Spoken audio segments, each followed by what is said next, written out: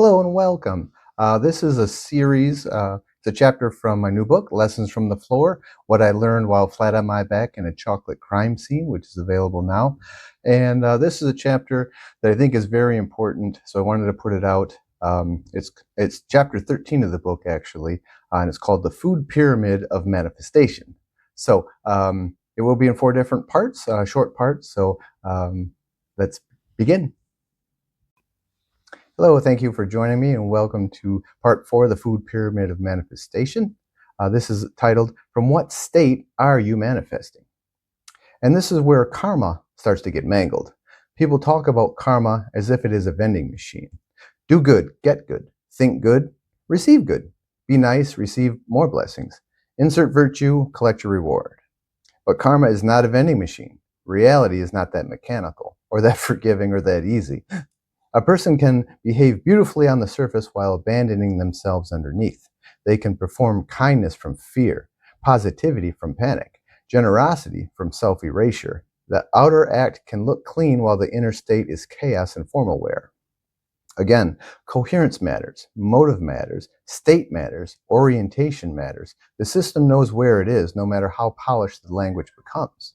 So the question shifts, not what do I want to manifest, but from what state am I manifesting from?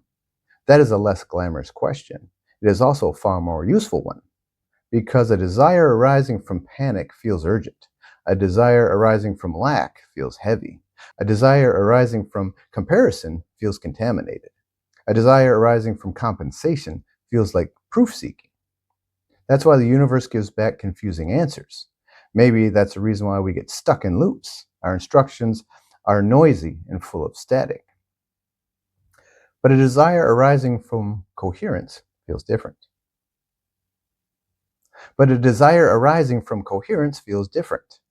It is quieter, cleaner, less theatrical. It does not need to scream because it is not trying to rescue your identity. It is not trying to save you from yourself. It is simply true. Emotion is not the problem. A dysregulated nervous system without awareness is the problem. Thoughts are not the problem. Thought used to overpower the body is the problem. Desire is not the problem. Desire contaminated by fear and compensation is the problem. That is where aligned creation begins, not at fantasy, but at your baseline. Not by forcing better thoughts, but by reducing interference. Not by rehearsing the finish line while your whole system is in revolt. By becoming coherent enough that thought, feeling, body, and action are no longer pulling in 4 different directions. They're pulling or pushing in the same direction. And that is where my earlier bridge metaphor matters.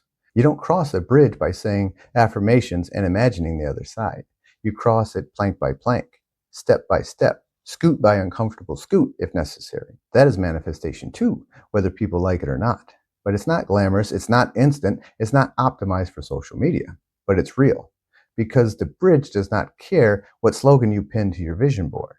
It cares whether you are actually crossing. And crossing requires contact with reality. Crossing requires orientation and coherence. It requires enough honesty to know which plank you are standing on, which one is cracked, and whether your next move is a step, a pause, an awkward side scoot, with whatever dignity remains available sometimes. That is why the old manifestation model fails so many people, including myself. It tries to get them to live on the other side of the bridge before they have even touched the first plank. See the destination, feel the destination, assume the destination, become your destination. Fine, but where are your feet? What is your nervous system doing? That is the missing questions.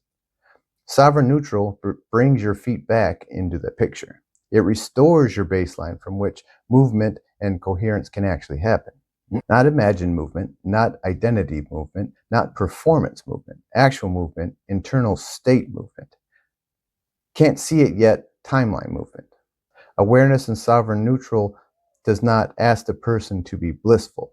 It does not ask them to be radiant or high vibe. It does not ask them to manifest correctly. It asks for something much more achievable and much more powerful, in my opinion. Just come back to your center enough to stop feeling the distortion. Once the system is no longer bracing so hard, thought becomes more useful. Intention becomes more useful. Words themselves become more useful. Even affirmations can become useful because they are no longer being used to override the felt internal truth. They're being used to support it and direct it. And that's a very different thing. A coherent statement can reinforce your alignment. An incoherent statement creates friction and static.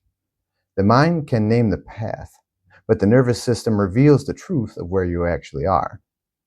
Sovereign neutral is where the performance drops, the interference softens, and your signal becomes clean enough to matter.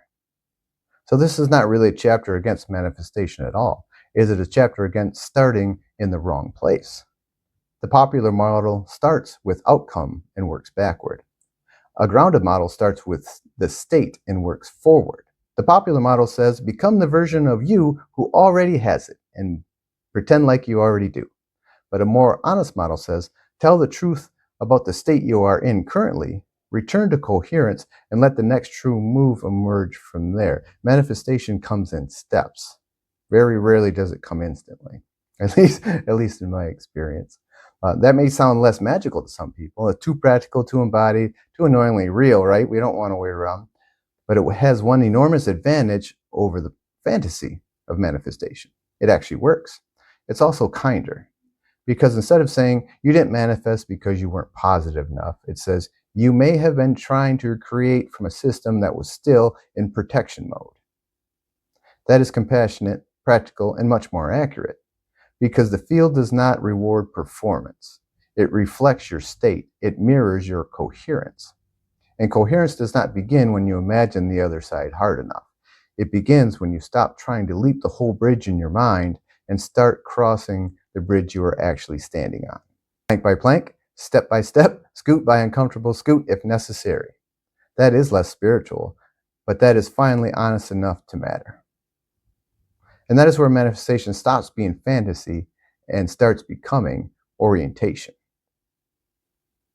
All right, thank you for joining me. That was the conclusion of me reading the chapter, The Food Pyramid of Manifestation, from my book, Lessons from the Floor. Thank you very much, and I will see you in the next one.